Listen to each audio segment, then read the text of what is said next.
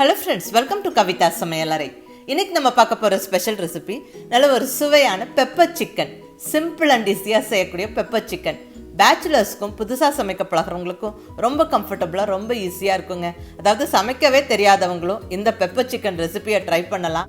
100% பர்ஃபெக்டாக டேஸ்டியாக சமைச்சிடலாம். ரொம்ப நல்லாயிருக்கும், நீங்கள் ட்ரை பண்ணி பாருங்கள். இந்த பெப்பர் சிக்கன் சப்பாத்தி ரைஸோடலாம் சாப்பிட்றதுக்கு ரொம்ப நல்லாயிருக்குங்க. வெரைட்டி ரைஸஸோடவும் நல்லாயிருக்கும். இல்லை சிம்பிளாக ஒரு பருப்பு குழம்பு ரசம்லாம் செய்யும்போது இந்த மாதிரி பெப்பர் சிக்கன் செஞ்சால் ரொம்ப ரொம்ப நல்லாயிருக்கும். அதை நீங்கள் ட்ரை பண்ணி பாருங்கள். இப்போ வாங்க அருமையான பெப்பர் சிக்கன் எப்படி செய்கிறதுன்னு பார்க்கலாம். இப்போ இங்கே ஸ்டவ்வில் கடாய் வச்சாச்சு. கடாய் சூடானதுக்கப்புறம் 2 ஸ்பூன் ஆயில் சேர்த்துக்கிறேன். ஆயில் நல்லா கொஞ்சம் சூடாகட்டும். இப்போ 1 டீஸ்பூன் சோம்பு. இந்த சோம்பு நல்லா பொரிஞ்சதுக்கப்புறமா கருவேப்பிலை சேர்த்துடலாம்.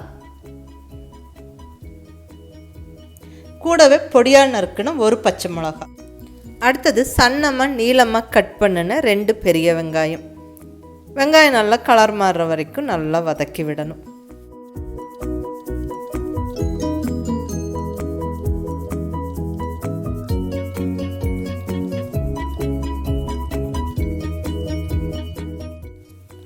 பாருங்கள், இந்த அளவுக்கு நல்லா வதங்கினதுக்கப்புறமா இப்போ நம்ம சிக்கனை சேர்த்து விட்டுறலாம்.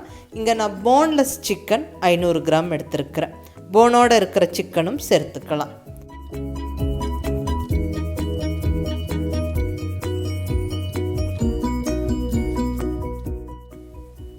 இப்போ சிக்கன் சேர்த்து விட்டாச்சு. இந்த வெங்காயமோடு சேர்ந்து இந்த சிக்கனும் நல்லா வதங்கட்டுங்க. நல்லா ஒரு 2 நிமிஷம் நல்லா வதக்கி விடுங்க. சிக்கன் இப்படி கொஞ்சம் கலர் மாறினதுக்கப்புறமா இப்போ நம்ம இஞ்சி பூண்டு விழுது சேர்த்துடலாம். 1 டீஸ்பூன் இஞ்சி பூண்டு விழுது.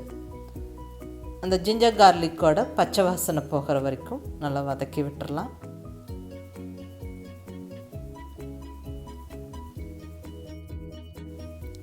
இப்போ 1/2 டீஸ்பூன் மஞ்சள் பொடி சேர்த்துடலாம். கூடவே 1 டீஸ்பூன் உப்பும் சேர்த்தாச்சு. நல்லா கலந்து விட்டுறலாங்க. உப்பு மஞ்சள் பொடியெல்லாம் சேர்த்ததுக்கப்புறம் நம்ம மூடி வச்சு வேக வைக்கும்போது சிக்கன் நல்லா தண்ணி விட்டு வெந்து வரும். நல்லா கலந்தாச்சு. இப்போ ஒரு லிட்டை வச்சு மூடி வச்சிடலாம். ஒரு 2-3 நிமிஷம் கழித்து ஓப்பன் பண்ணுறேன். பாருங்கள், நம்ம தண்ணி எதுவும் விடாமல் தான் மூடி வச்சோம். பட் சிக்கன்லேருந்து தண்ணி விட்டு வெந்து வந்திருக்கு. நம்ம அடிகனமான பாத்திரத்தில் போட்டு இந்த சிக்கனை வறுக்கிறோன்னா இந்த தண்ணியே போதுமான அளவு இருக்கும். பட் இருந்தாலும் நான் இப்போ புதுசாக சமைக்க பழகிறவங்களுக்கு டவுட் இருக்கும். அதனால் ஒரு 1/2 டம்ளருக்கும் கம்மியாக தண்ணி சேர்த்துக்கிறேன். மறுபடியும் மூடி வச்சிடலாங்க. நல்ல ஒரு 6-7 நிமிஷம் வேகட்டும். இப்போ ஒரு 7 நிமிஷத்துக்கு அப்புறம் திறந்து பார்க்குறேங்க. பாருங்கள், சிக்கன் நல்லா வெந்திருக்கு. தண்ணியும் ஆல்மோஸ்ட் நல்லா சுண்டி ரெடியூஸ் ஆயிடுச்சு. சிக்கன் பாருங்கள் நல்லா சாஃப்டாக வெந்துருச்சு. இப்போ இந்த ஸ்டேஜில் நம்ம மசாலா பொடியெல்லாம் சேர்த்து விட்டுறலாங்க. இங்கே 1 டீஸ்பூன் மல்லித்தூள் சேர்த்துக்கிறேன். கூடவே 1/2 டீஸ்பூன் கரம் மசாலா. இது பெப்பர் சிக்கன். ஸோ பெப்பரோட ஃப்ளேவரும் காரமும் தான் தூக்கலாக இருக்கணும். ஸோ அதனால் மிளகாய் பொடி சேர்க்கலை, பெப்பர் பொடி மட்டுமே நல்லா சேர்த்து விட்டுடலாம். ஃபஸ்ட்டு இந்த மல்லிப்பொடி கரம் மசாலாலாம் போட்டு நல்லா கலந்து விட்டுறலாங்க. அடுத்ததாக பெப்பர் பவுடர். இங்கே நல்லா ஒரு 2 டேபிள் ஸ்பூன் அளவுக்கு பெப்பரை நல்லா ஃபைனாக பொடிச்சு எடுத்து வச்சாச்சுங்க.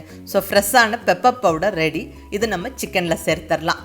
இங்கே நம்ம மிளகாய் பொடி சேர்க்கலை, பெப்பர் பவுடரோட காரம் மட்டும்தான். அதுதான் இந்த ரெசிபிக்கான ஹைலைட்டு. பெப்பர் பவுடர் போட்டு இப்படி வதக்கி எடுக்கும்போது ரொம்ப நல்லாயிருக்கும். நான் இங்கே ஒரு 2 டேபிள் ஸ்பூன் அளவுக்கு பெப்பர் பவுடர் சேர்த்துருக்குறேன். நீங்கள் உங்களுடைய டேஸ்ட்டுக்கு தகுந்த மாதிரி அட்ஜஸ்ட் பண்ணிக்கோங்க. நல்லா வதக்கி விட்டுறலாம். பெப்பர் பவுடர் சேர்த்து நல்லா ஒரு 1-2 நிமிஷம் வதக்கிட்டு இப்போ ஒரு கைப்பிடி பொடியாக நறுக்கணும் கொத்தமல்லி இலையை தூவி விட்டு நல்லா கலந்துடலாங்க.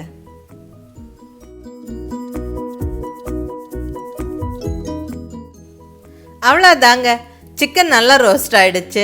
அருமையான பெப்பர் சிக்கன் நல்லா ஃப்ளேவர்ஃபுல்லாக ஜம்முன்னு ரெடி ஆகிடுச்சுங்க. இது எல்லா விதமான மெயின் டிஷ்ஷஸோடவும் நல்ல பொருத்தமாக இருக்கும். ரைஸோடவும் எடுத்துக்கலாம், சப்பாத்திக்கும் நல்லாயிருக்கும், வெரைட்டி ரைஸஸோடலாம் அட்டகாசமாக இருக்கும். ரசம் சாதம் சாம்பார் சாதத்தோடவும் வச்சு சாப்பிட்லாம். சூப்பராக இருக்குங்க.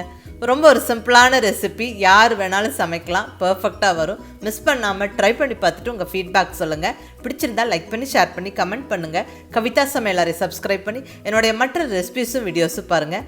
தேங்க்யூ.